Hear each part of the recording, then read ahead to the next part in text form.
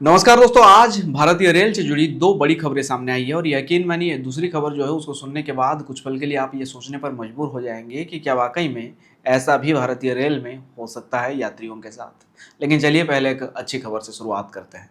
भारतीय रेल ने एक नया नियम लागू किया है। ट्रेनों में नशीले पदार्थ बेचने पर अब सीधा जेल, कोई भी सुनवाई नहीं होने वाला है।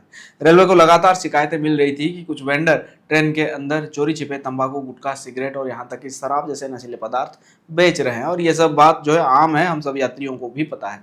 इससे यात्रियों को परेशानी हो रही थी, बहुत सारे यात्री जो है शिकायत कर रहे थे और साथ ही नियम का भी उल्लंघन हो रहा था। इसी को देखते हुए रेलवे ने अब सख्ती दिखाने का फैसला किया है। रेलवे के नए निर्देश के अनुसार अगर कोई वेंडर ट्रेन के अंदर ऐसे नशीले पदार्थ बेचते हुए पकड़ा जाता है तो उसके खिलाफ कड़ी कार्रवाई की जाएगी। सिर्फ वेंडर ही नहीं बल्कि ट्रेन के स्टाफ की भी जांच होगी कि कहीं उनकी मिलीभगत से ये सब तो नहीं चल रहा है। अगर जांच में कोई दोषी पाया जाता है तो उसकी नौकरी तो जाएगी ही जाएगी।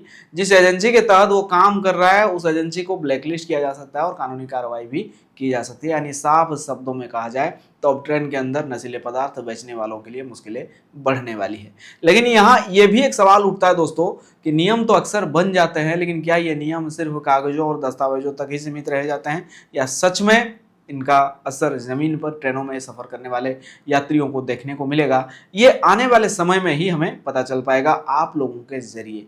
आज से अगर किसी भी ट्रेन में ऐसा कुछ आपको दिख जाता है, देखते हो, तो जरूर कमेंट करके बताइए ताकि सबको पता चल सके कि वाकई में नियम सिर्फ लागू हुआ या उसका पालन भी हो रहा है।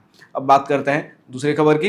यह खबर झांसी से मुंबई जाने वाली राजधानी एक्सप्रेस से सामने आई है। जानकारी के अनुसार मुंबई की रहने वाली 56 साल की एक महिला, ब्राह्मण महिला यात्री राजेश्वरी देवी जिनका नाम है, वो इस ट्रेन में सफर कर रही थी बीते सोमवार को यानी कि परसों। और यात्रा से पहले ही उन्होंने टिकट के साथ वेज खाना बुक किया था, लेकिन आरोप ये है कि उन्हें गलती से नॉन वेज खाना दे दिया गया है वेंडर के जरिए से। जब उन्होंने खाना खाना शुरू किया तो उन्हें शक हुआ और बाद में पता चला कि जो खाना दिया गया है वो वेज नहीं नॉन वेज है। सोचिए जरा, जो व्यक्ति किसी धार्मिक या व्यक्तिगत कारण से नॉन वेज या कोई ऐसी चीज नहीं खाता और उसको वो चीज ट्रेन में खिलाया गया है तो उसके लिए कितनी बड़ी और दुखद स्थिति हो सकती है।